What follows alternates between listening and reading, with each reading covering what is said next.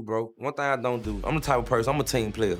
So if God was in a situation and I feel like somebody feels trying to take his life, you damn right I'm gonna ride. Verdict in the Hernandez Govan trial. In case you missed it, that verdict came out roughly around 10:45 this morning, and it was not guilty on both counts. Hernandez Govan was accused of being the mastermind in the death of rapper Young Dolph. He is now a free man, free to go after 2 not guilty verdicts. Hey man, I'ma keep this G, bro. Dolph, you a soft ass nigga, you nice ass nigga. If you got a problem, you got a problem. Shut ass nigga. Ain't no more king of Memphis, ain't king of South Memphis. Looks like things are heating up inside CMG for real this time. Blac Youngsta and Young Gotti are going at it, and fans are straight up stunned. These two were once tighter than family, especially after how hard Blac Youngsta stood by Gotti during that whole Young Dolph situation. Now the same loyalty he once screamed about is starting to crack, and people are watching every move like it's a betrayal in real time. Where you at, dog? See the level, bro? You see me? Dolph, cuz. Where you at, dog? Where you at? Where you at? We in Cascade right now, we just left the store. Where you at right now, dog? Rapper Blac Youngsta once went so hard for Gotti that he even took shots at Young Dolph after his tragic death, showing just how deep that loyalty ran back then. But now, it's looking like he's officially out of CMG and fans are losing their minds. Everybody's asking what really went down behind those closed doors, or worse, if this could spiral into something deadly. Just a few days ago, Youngsta went viral after deleting CMG from his bio and declaring himself independent. At first, folks didn't trip because he's done this act before. Remember last year? Same move right before Gotti's birthday, and he still showed up smiling at the party. But this time, the energy feels different. The tension's real, and nobody's laughing. Then came the post that sent the internet into overdrive. Blac Youngsta wrote, "Play with me. I'm gonna take away everything that came out your mama. I swear to God all my brother's dead, so why not? The house going to send this ish upside down about me dead or alive. I stand on my own 10. God bless everyone." Fans said it sounded cryptic, like a warning shot before the storm. And just when people thought that was wild, he doubled down with another message. These dudes see B4 and still misleading the youth like they mob bosses. Bro, I'm going to bed. It's 11 a.m. I'm sick of these dudes. I'm gonna lead by example. I blame the fake OGs, fake CEOs, fake big brothers. I was once like you, but God put me here to help you go through it. That hit heavy. That first post felt dark, but the second one? It had Yo Gotti's name written all over it, especially since Gotti built CMG around that boss persona, always comparing himself to mob figures in songs and interviews. Now people are whispering that Youngsta's fed up with all that mob talk and fake loyalty, and that he might be ready to spill what's really happening inside CMG. Even the name Yo Gotti itself came from John Gotti, the notorious Gambino boss. So when Youngsta kept firing off more posts, fans knew things were getting serious. He said, "Don't ask me about no dude you don't see me with. I don't allow nobody I don't respect around me." And that was the same day he wiped CMG from his bio. Phones started blowing up instantly. Everybody wanted to know what happened between him and Gotti, but he wasn't done. 90% of the people you see me with, it's just business. Most of my real ones are dead and gone. I don't make new friends. That 1% I still keep close. That's loyalty to the death. Then came the final blow. I'm done with fake love and fake loyalty. I've trusted the wrong people too many times. I'm cool standing alone. I live what I rap, no cap. God can take my soul if I'm lying. That honesty hit fans hard. It sounded like more than a music breakup. Youngsta said he cut off people he thought were real, but turned out to be yes men, snakes, and disloyal types who think they're bigger than the program. Now, everyone's theories are flying fast. Why did Blac Youngsta finally walk away from CMG? One theory points straight at the Young Dolph case. Hernandez Govan, the man prosecutors said was behind Dolph's murder, was just found not guilty on August 21st, 2025. That verdict might have shaken up more than the courtroom, and fans think it was the final trigger that made Youngsta cut ties for good. Hernandez Govan trial. In case you missed it, that verdict came out roughly around 10:45 this morning, and it was not guilty on both counts. Hernandez Govan was accused of being the mastermind in the death of rapper Young Dolph. He is now a free man, free to go after 2 not guilty verdicts. The prosecutors claimed Hernandez Govan was the plug in the middle, the one tying Big Juk, Yo Gotti's own brother, to a 100K hit on Young Dolph and a few other alleged bounties on Paper Route Empire's roster. But once Big Juk got taken out in January 2024, everything flipped. His death blew a massive hole in the case, wiping out the prosecution's main link.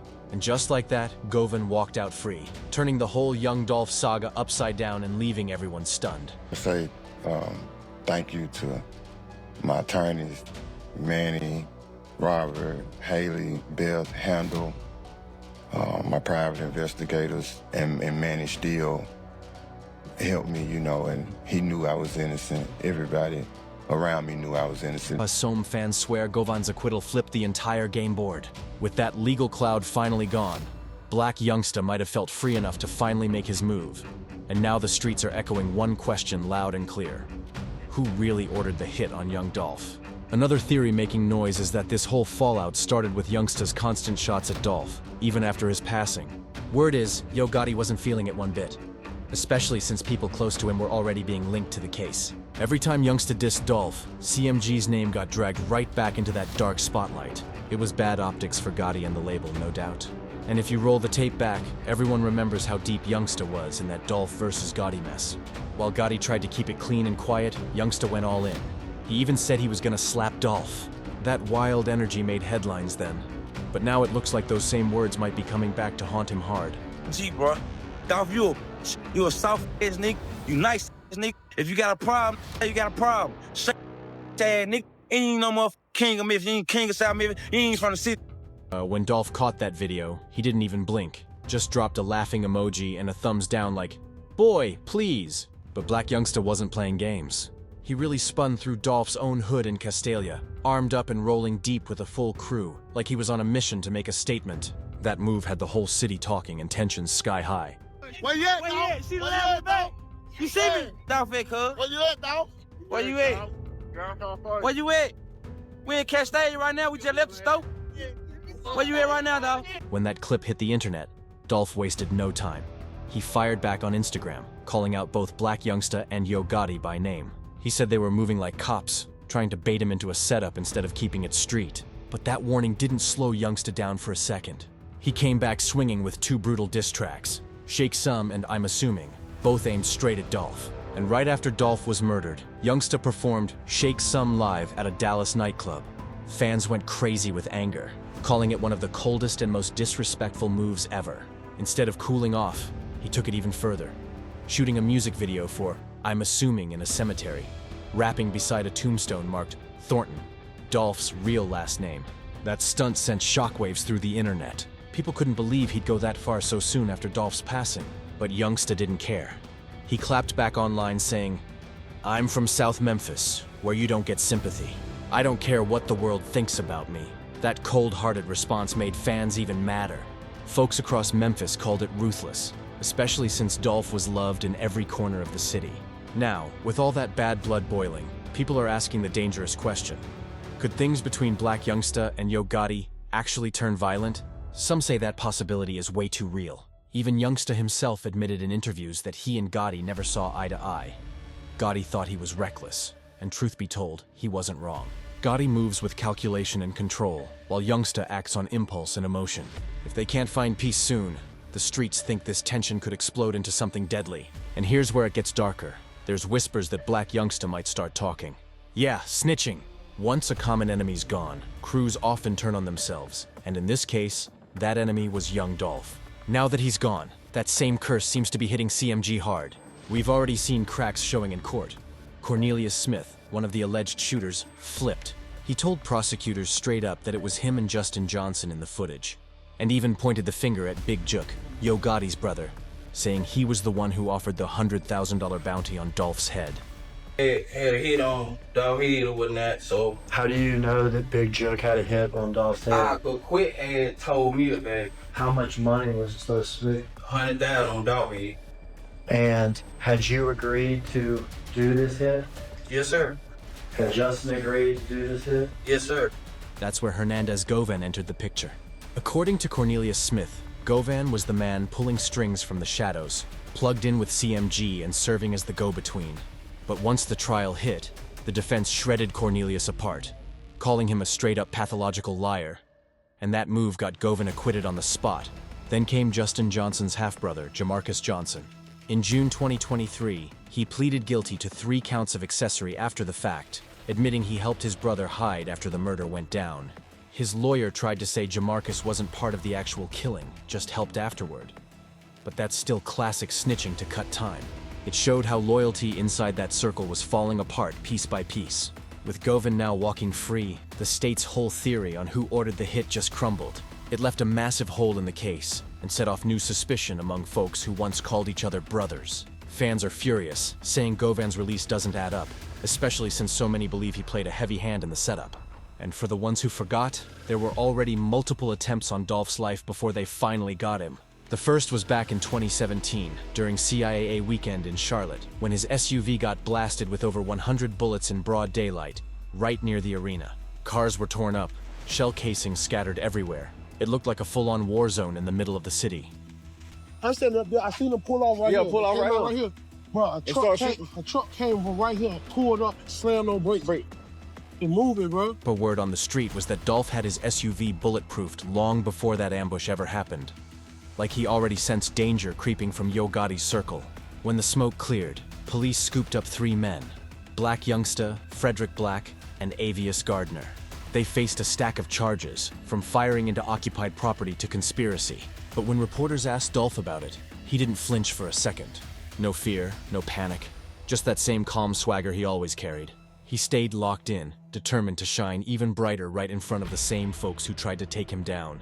That kind of composure had the streets calling him unshakable. One thing that I know for sure, and I've been knowing it for a long time, you kill your haters with success. After surviving that hail of bullets, Dolph did what only Dolph would. He hit the stage performing his Young Gotti diss track, Play With Yo Basher, like nothing ever happened.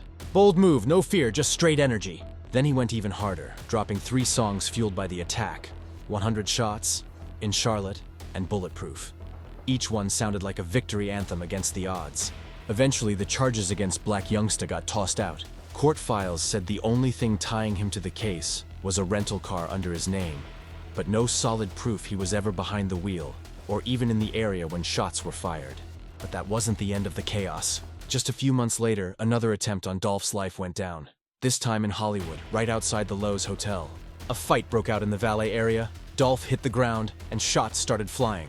He took multiple bullets but somehow survived again after emergency surgery. By that point, everyone knew.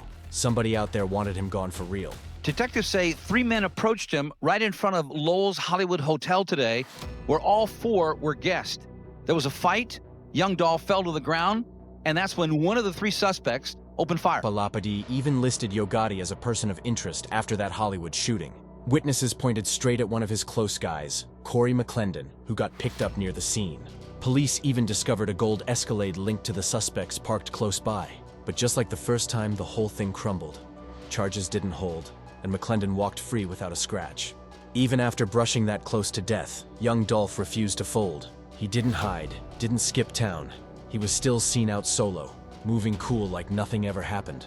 All he cared about was his bag, his grind, and leveling up to a place no hate could touch. That unbreakable attitude made him a legend in real time.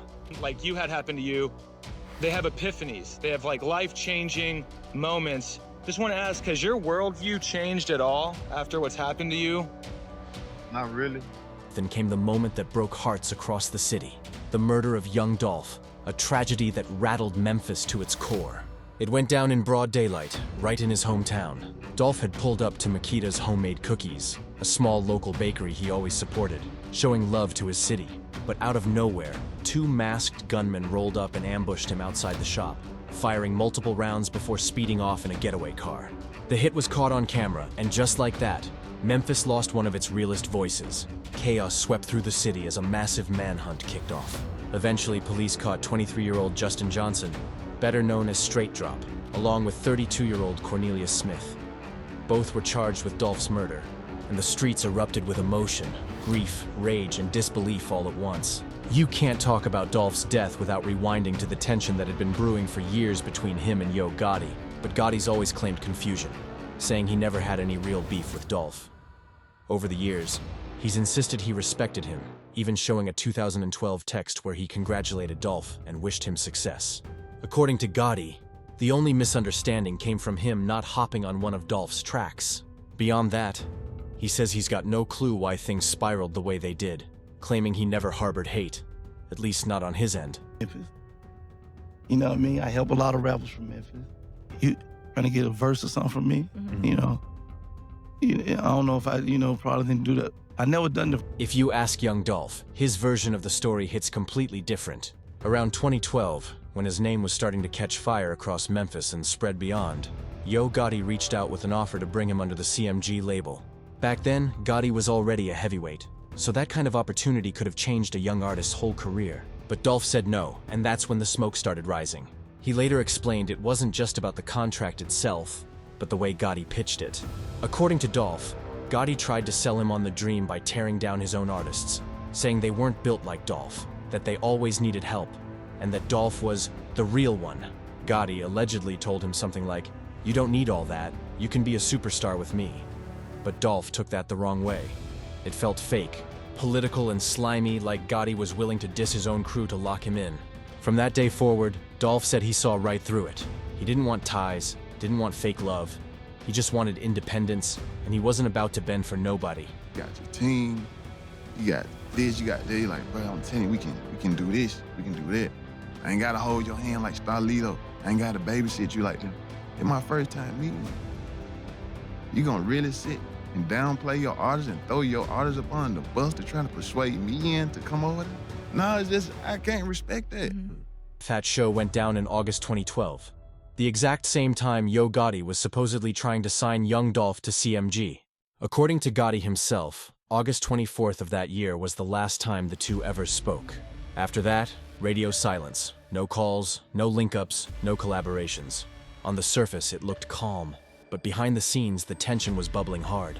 Then came the subliminals. Quiet jabs turned into full-blown hostility, and before long, the beef got dangerous. What's up, nigga? Yeah. Shout out to my nigga Young Dolph in this morning. Multiple attempts were made on Dolph's life, and each one pushed things closer to the edge, until it all ended in tragedy with his murder. But even after Dolph's death, the streets didn't calm down. One by one, people connected to the situation, or even those who mocked Dolph's name, started meeting the same fate. Yo Gotti's brother gone. Blac Youngsta's brother gone. The entire CMG circle's been rocked to its foundation. Now, with Blac Youngsta officially cutting ties from CMG, everyone's locked in, watching every move, wondering how deep this split really runs. Is the storm over? Or is this just the beginning of another deadly chapter? Drop your thoughts in the comments, hit that like button, and make sure you're subscribed, because this story's far from done.